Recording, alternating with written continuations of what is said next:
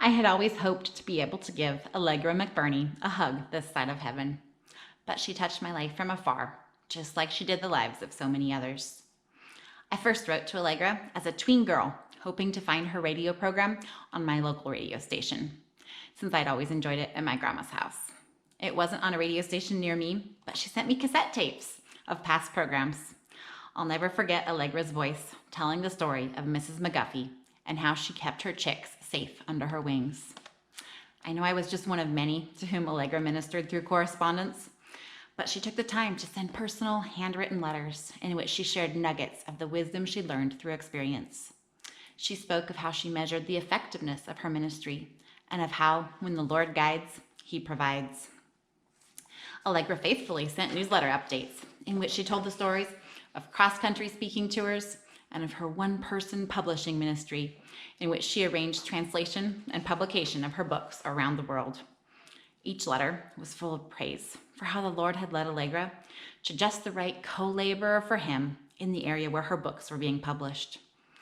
Then there were the letters that told of her husband Jack's struggle with Alzheimer's and the joy with which she acted as his caretaker, even when he no longer knew who she was.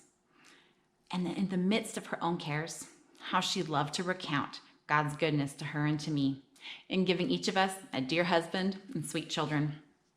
Allegra took the time to send cards and gifts at the births of each of my 4 little ones, vintage dresses, and a tiny infant t-shirt that said, "I'm a little love present from the Lord," and the books, her precious books.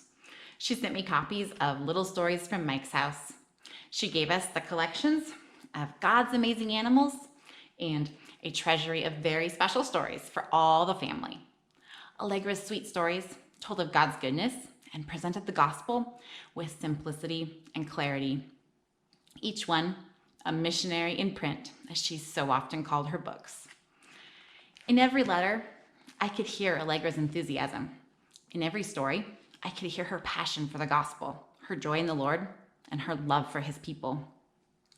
Even when the later letters came, when she admitted to health struggles that kept her in bed and took so much of her energy, even her eyesight, yet through large print letters, Allegra rejoiced at how she could still serve the Lord as a palm tree that bears fruit in old age, referencing Psalm 92. Allegra loved to say, "Heaven is our home, earth is our business address," and she truly spent her life being about the Father's business. She fought the good fight all the way to 92 years of age. She finished the course. She kept the faith. I'll be looking forward to finally getting that hug when I join Allegra at home in heaven.